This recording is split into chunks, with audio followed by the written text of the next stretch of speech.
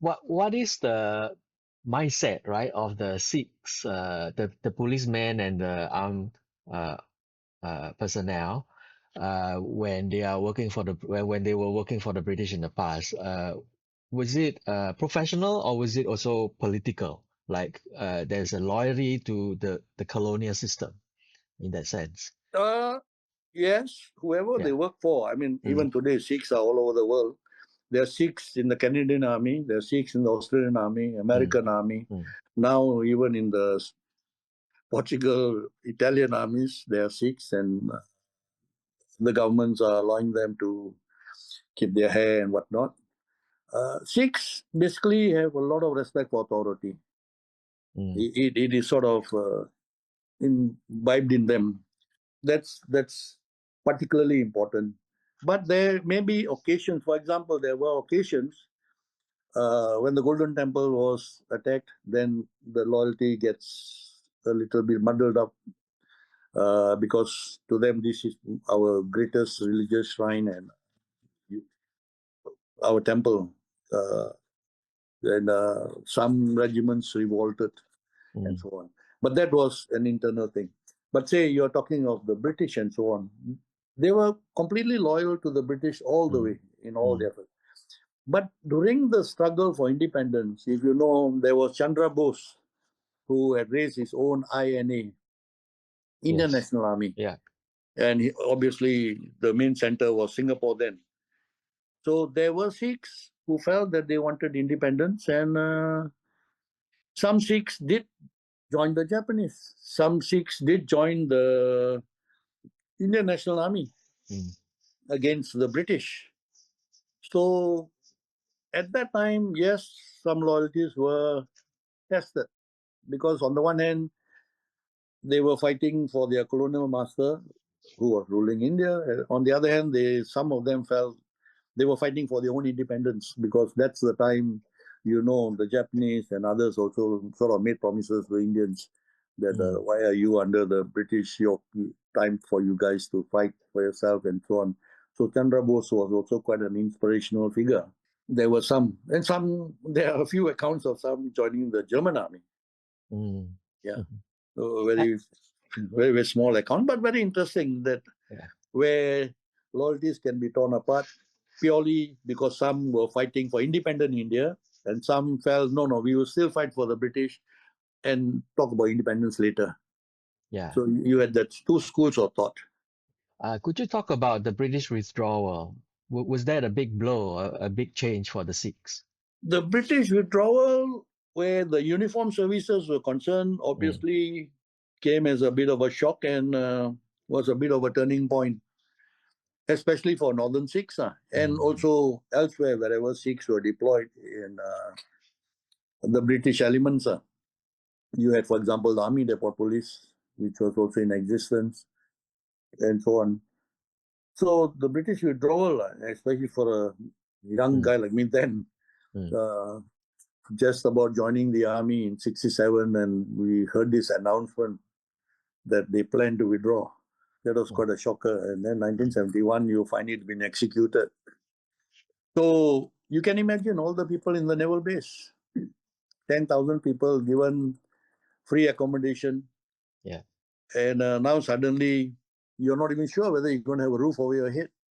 So the uncertainty that was created was really quite scary. Mm, I myself, sense it then. I mean, hey, what the hell are we going to do now? We got to vacate the quarters, and where do we go?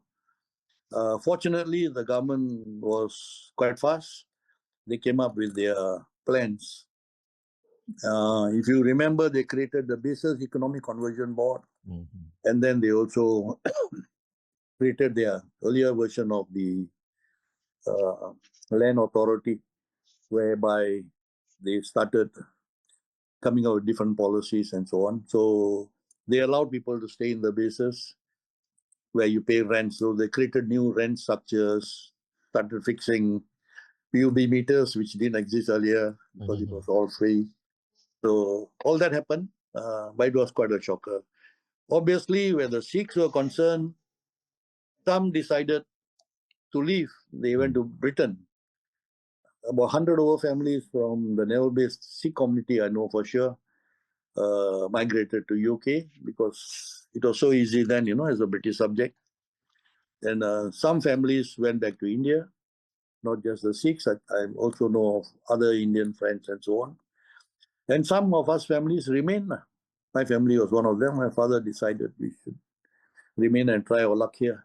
Mm. And but that period created quite a fair bit of uncertainty, for sure, because jobs were gone straight away. Accommodation was a serious issue. Yeah. The some of the policemen and the policemen joined Sembawang shipyard? Some of the policemen went on to join the Sembawang shipyard Yeah. security element. Yeah. Yeah, some joined them. Some joined I think what it was called, the IADF, Auxiliary Integrated Police Force. The New Zealanders and all that came in to occupy their barracks. Okay. And that one. So that small, they also needed a small police element to guard their gates. So some joined the so-called, the IADF force, and some joined Sambong, and some basically, like my father, he went on to do a bit of security duty. Right, He right. he went on to work at one particular hotel. Okay. Yeah, I mean that's actually a change, right? Because although the Anzuk would still be there and Sembawang shipyard needed some security, the security force is going to be much smaller, right? Yeah, much smaller, When the obviously. naval base closed down. Yeah, because now you don't have to man the gates anymore. All the gates That's right. disappeared. Now you only man the dockyard gate. Well, so was there a serious problem of unemployment for the Sikhs? Yeah, there was. Yeah. And there was also, like I said, a fair bit of anxiety because of the uncertainty. Mm, mm, It was, those were a bit of troubling times. I was a bit fortunate because I joined the army in 67.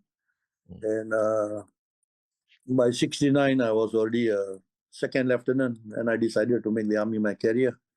After that, When my brother. so when you joined the army and you joined SAF, did it require a change in mindset that now your employer and the nation, right, is a Singaporean nation?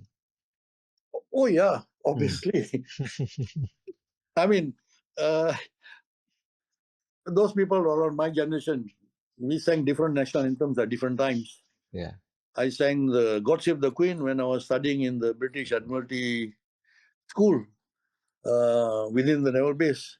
And then when our PAP came, 59 self-government, we started singing our national anthem, Majullah Singapura.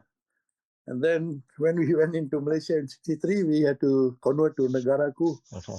And shortly later, back to Majullah Singapura.